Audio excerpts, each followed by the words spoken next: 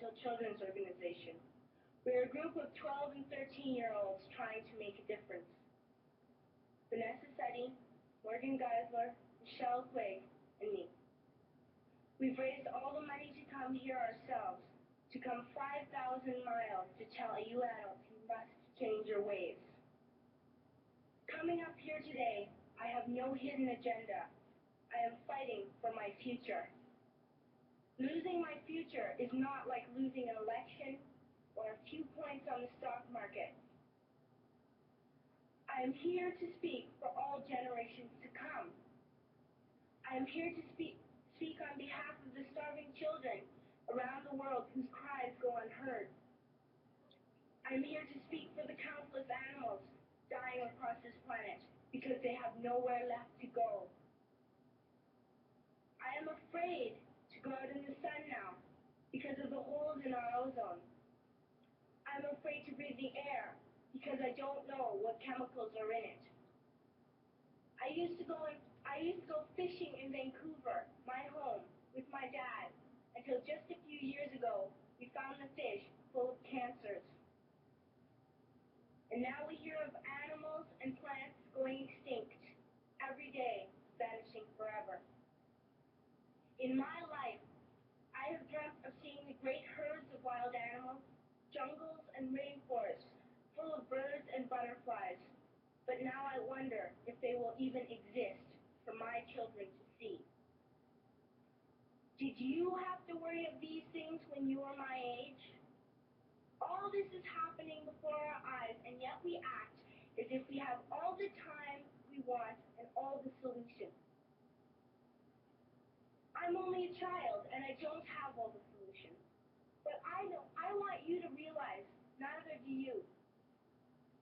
You don't know how to fix the holes in our ozone layer.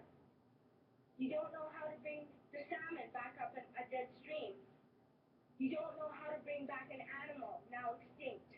And you can't bring back the forest that once grew where there is now a desert. If you don't know how to fix it, please stop breaking it. Here, you may be delegates of your government, business people, organizers, reporters, or politicians, but really, your mothers and fathers, sisters and brothers, aunts and uncles, and all of you are someone's child. I'm only a child, yet I know we are all part of a family, 5 billion strong. In fact, 30 million species strong. And borders and governments will never change that.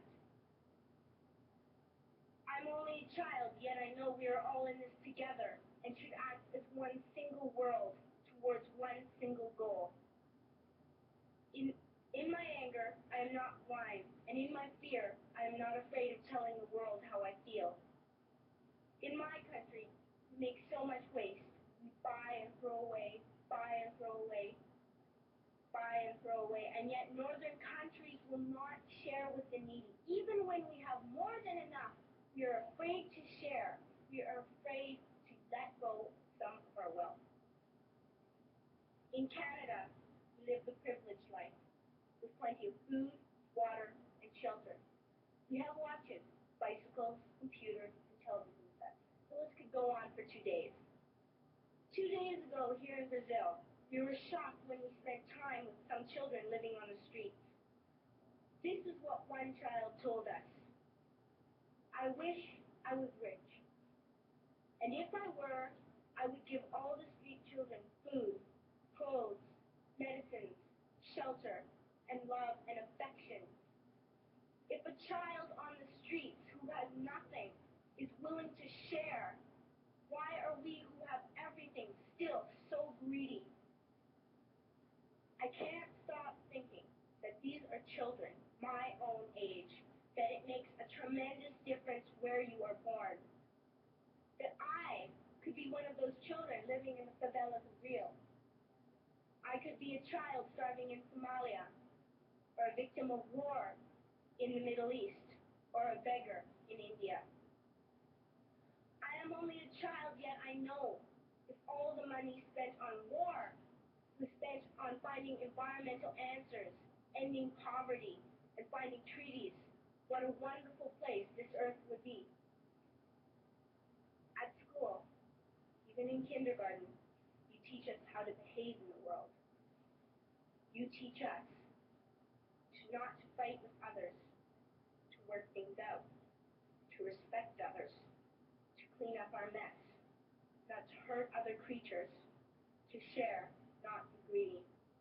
Then why do you go out and do the things you tell us not to do? Do not forget why you are attending these conferences, who you're doing this for. We are your own children. You are deciding what kind of a world we are growing up in. Parents should be able to comfort their children by saying, everything's going to be all right. It's not the end of the world. And we're doing the best we can. But I don't think you can say that to us anymore. Are we even on your list of priorities? My dad always says, you are what you do, not what you say. Well, what you do makes me cry at night. You grown-ups say you love us, but I challenge you, please, make your actions reflect your words.